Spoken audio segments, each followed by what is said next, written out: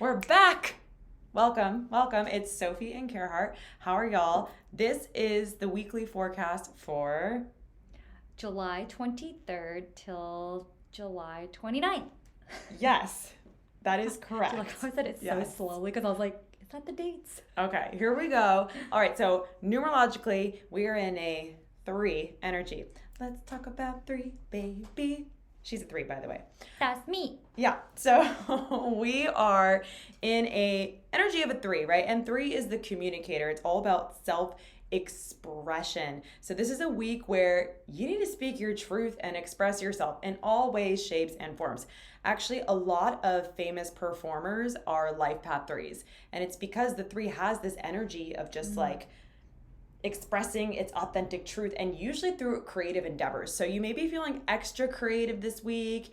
You'll definitely be feeling more outgoing. The 3 energy is definitely one of these like social butterfly, get out there and mingle, meet new people kind of energy. And so if you're invited to any parties or any get-togethers and you're kind of like, I don't really want to go, maybe think twice this week, because this might be the week where you say yes to a party and meet the love of your life, or your future business partner, or your new best friend, or someone who has an important message to you. I don't know. But again, this is just a really good week for socializing and communicating. If there's something you've been wanting to communicate that has been on your chest or in your heart, now is a great time to do it, right? If there's like a conversation you need to have with a friend, a heart-to-heart you need to have with your partner, do it this week because it will definitely be supported and favored. Now, the negative aspect, wow, there's wind outside. We're still in London. Sorry if y'all are hearing that. The negative or I guess shadow side of the 3 is that, with communication, there can be some negative sides to it, right? There could be gossip. There could be projections. There could be some sort of like toxic communication that happens, right? So it's really important that you kind of elevate out of that. And if someone's projecting onto you, or you're in a room and people are gossiping and you're like, you know what, this isn't my vibe, I'm dipping out. Don't be afraid to bow out is what I'm saying. Make sure you're staying in the positive aspects of communication, staying in your heart space, communicating things that are true to you, and no matter how scary it might feel, and not dipping into the shadow sides of, again, judgment and gossip or projecting, right? So all in all, it's a great week. It's a lively week. 3 energy moves really fast. Last week, you may have felt more tired or like it was going slow because it was at 11-2 energy.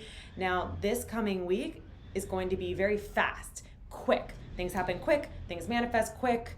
Again, it's just a fast-paced energy. It's a really nice energy to enter into after being in kind of that slower, balanced energy of the 2. So, communicate. That's my advice to you. And I know, again, per usual, this coincides with the astrology. Yeah. So we start the week off with 2 main things. So we start off actually with Mercury square Uranus on July 23rd, and Mercury is the planet of communication, so that makes sense that it goes with the 3. Uranus is the planet of change, evolution, innovation, technology, and so when Mercury and Uranus are at a square with each other, you might actually feel compelled to take on new ideas and be resistant to them because it's square. You might have breakthroughs in communicating. You might feel that you even have communication challenges. So it's really interesting that's coupled with the 3. And that could be a component of some of the shadow of what you talk about with like gossip, unnecessary chatter that's kind of influencing your thinking in a not great way.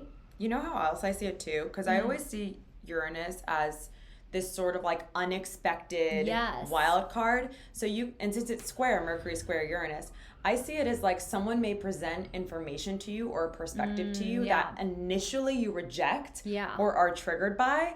But the more that you like kind of sit with it, the more you're like, oh, this person may have had a point. For sure. So there could be a breakthrough that comes in that way. 1,000%. Or like even just unexpected news, because Mercury is the messenger, Uranus is unexpected. And it might not be welcome news. Exactly. And so that's what we start the week off. We also start the week off with Venus retrograde. So Venus retrograde technically it started July 22nd all the way until September 3rd. And Venus is the planet of love. And so all the and money and values. Love, money, happiness, values, and beauty. Yeah. So Venus. Don't change your hair right now. I know, right? Don't do that. I actually did that during a Venus retrograde. No, don't you did do it. not. Yeah, I did. Remember, Parno was like, "Are you really changing your hair color right now?" And I did. Oh. Yeah. And honestly, I haven't been stoked. Okay. Anyways, continue. So Venus retrograde, it's not as bad like Mercury retrograde. It's more about retrograde energies reviewing, reflecting, and Venus is love. So it's really, thinking deeply, reflecting about what you need in love, what's important with love, working through money blocks, right? Yeah, that's a big one. Yeah, and so this is really a time that relationship stuff, money stuff is really coming through, and it's really coming through all the way until September 3rd that you're having to work through, and it's not going to be this like it shouldn't be a roller coastery kind of energy. Like sometimes I feel like people give Mercury retrograde really bad stigma, and Venus retrograde, in my opinion, is just more about contemplating and reevaluating love, money, your happiness. And what I want to say too, just from my own Venus retrograde experiences, do not be surprised if an ex comes back, or if you reconcile with someone and have to work through things. Another way that I've seen Venus retrograde impact people is like unexpected bills coming, like maybe something you didn't pay from before, and now they're like, hey, time to pay this off. Just something unexpected in that way. And again, it doesn't always have to be negative. It really is there for your growth. But I do tend to find that, practical ways that plays out is that something from love or something from money comes back from the past to be worked out because it wasn't fully resolved before. Totally. So just be aware. Yeah. And I mean, and I think that goes nicely with 3 energy, because 3 is excitement. It's hope. It's like, so great. It's, it's a heart opening kind of energy. And so coupled with this Venus retrograde, and then last week with the spiritual breakthroughs you're supposed to be having about your relationships and just in general in life, the universe is really propelling us to move forward and keep working through stuff. Because we're always working through stuff from the past, like always.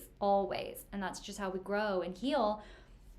We also have July 27th, Mercury conjunct Venus, which is a really great, beautiful energy that goes nicely with the 3. So even though the week might start off a little like with this Mercury square Uranus vibe and the Venus retrograde starting, by midweek, you'll have a really nice energy with Mercury conjunct, which is next to Venus, so they're conjunct and next to each other. So they're just amplifying the energy. That's what the conjunction means, right? They're meeting each other in the sky. They're giving each other a little kiss. They are. Also, by the way, the 3 is nicknamed the sunshine number in numerology, and I feel like this transit specifically has kind of that like the angels like singing, the sunshine, like the seas part, the clouds part, like kind of that like hallelujah moment. Like it could be, I think it's a really positive one. You should be feeling good on that day. And for those of you that are single, looking to mingle, like that day. You should go out on July 27th. Go out, girls night, and like go out. Say yes to a date, like have fun. Get on a dating app. No, don't do that. Don't. But it's a really, really great energy to put yourself out there. That's the main point, July 27th. So that's what we've got, really. Or that's a good day even to like have a conversation you've been wanting to have, right? Because Mercury's communication, Mercury conjunct Venus. If you're like, man, I'm kind of nervous to like ask for a raise because Venus is love and money, or I need to have this conversation with my boyfriend and I'm a little nervous to like actually say how I feel about this.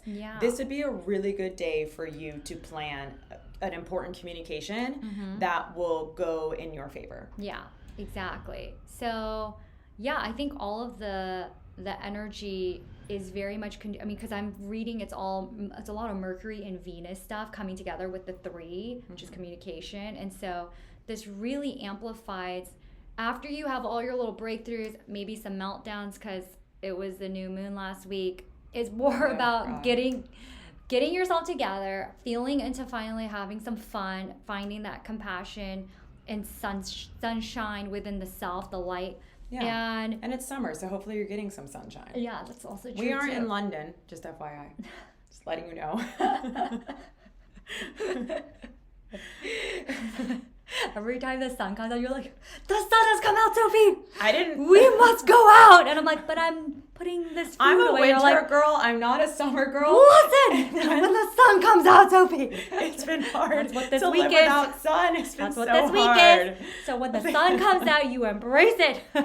Yeah, that's what I've been doing. Oh my God, no, seriously. I'm that person that's like, yes, it's winter. And now I'm like, oh my God, I need the sun. Where is it, please?